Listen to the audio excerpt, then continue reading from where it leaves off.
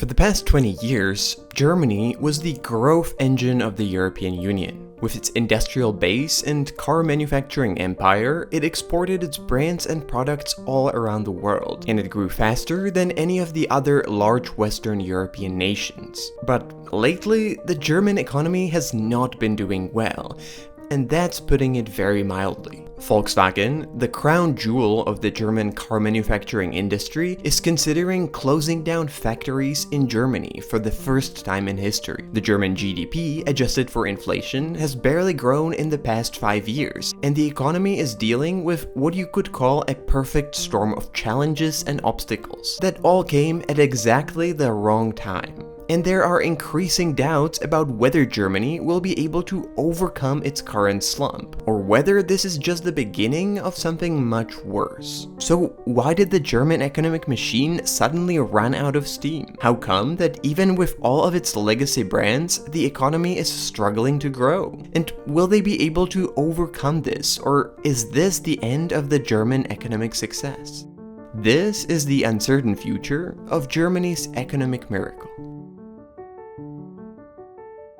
For decades, Germany was synonymous with economic strength. Ever since World War II, it enjoyed the so-called Wirtschaftswunder, or economic miracle, that followed the post-war recovery, and which blessed Germany with almost 4 decades of high growth, thanks to German engineering and manufacturing industries. And although the economic growth eventually slowed down, Germany had established itself as the industrial heart of Europe, fueled by export of products with large margins, like cars, machinery, and chemicals. Companies like Volkswagen, BMW, Siemens, and BASF became global leaders, with German products seen as the pinnacle of quality and reliability, and with Germans enjoying high salaries and high quality of life as a result. Its economic model was built on a few key pillars: a strong manufacturing base, a highly skilled workforce, commitment to quality, and very strong exports. Even during the global financial crisis in 2008, Germany emerged relatively unharmed, and it was considered one of the winners of the Eurozone crisis, with its economy expanding while many of its European neighbors struggled. But in recent years, things got a lot worse. Last year, Germany was the only G7 economy to shrink, and it's set to be the group's slowest growing economy again this year. In the past 5 years, since 2019, its GDP per capita actually shrank by 1%, the 34th worst outcome out of 41 high-income economies. Out of the G7, even the UK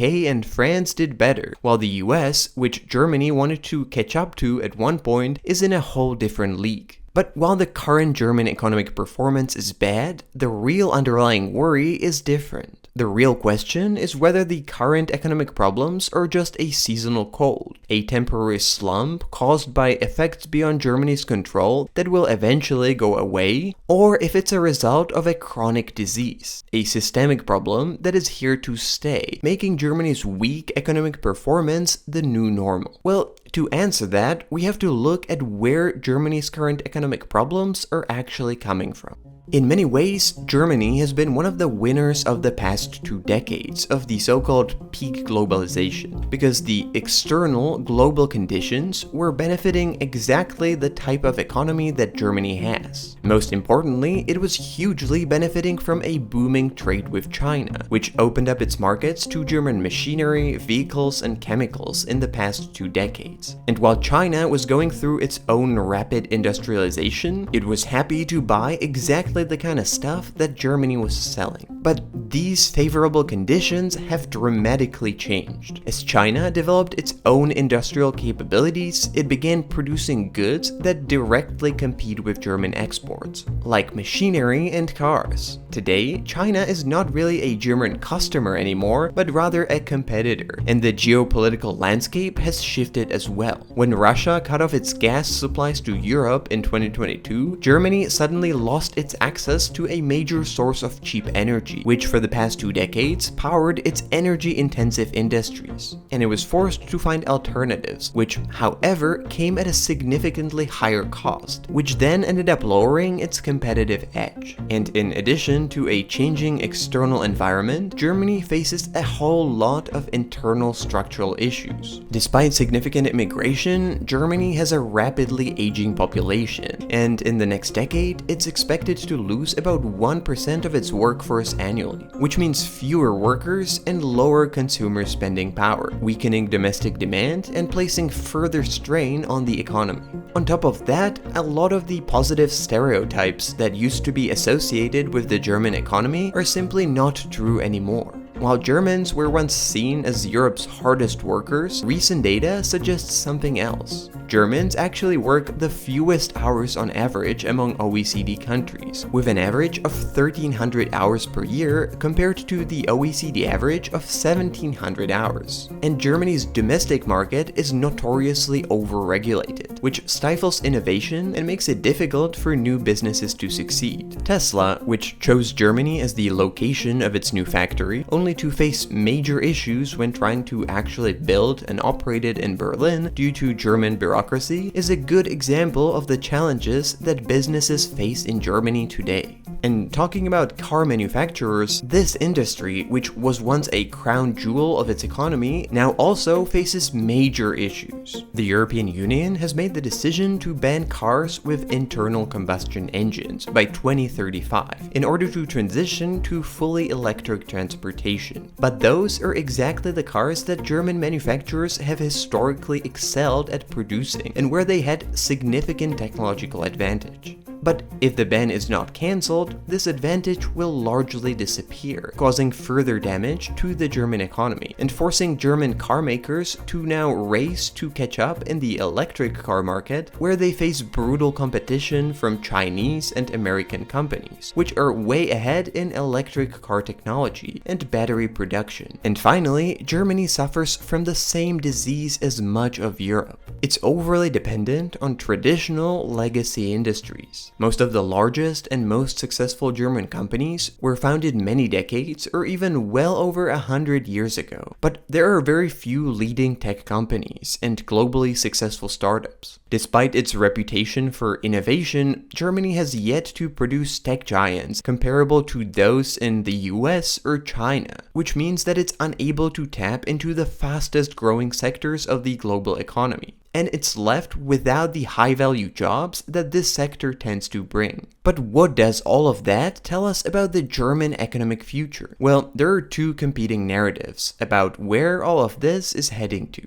The first view argues that Germany's current economic challenges are not just a temporary downturn, but rather the beginning of a prolonged period of stagnation and very limited growth. The era of peak globalization, which fueled Germany's export-driven model, is most likely to be over, and instead the world is moving towards deglobalization, with supply chains becoming more localized and countries putting up more rather than less trade barriers. And as China closes its markets and aggressively promotes its own products abroad, Germany is likely to lose a major export market, and it's unclear what might replace it. On top of that, German policymakers seem to be focused on having balanced budgets to the point of obsession, rather than trying to find ways of how to promote growth. And while it's generally good to aim for that, in times like these, when you need bold investments, being overly cautious might actually stifle economic growth even more. And Germany's energy issues are only likely to get worse as well, as the energy demands are growing, but sources of energy are not. An increasing number of European countries, including Germany, will be unable to sustain themselves with their own electricity production. And Germany, that decommissioned its own nuclear plants, and where renewable energy is still struggling to fully meet demand, will face a potential energy shortfall, which could even further limit the industrial activity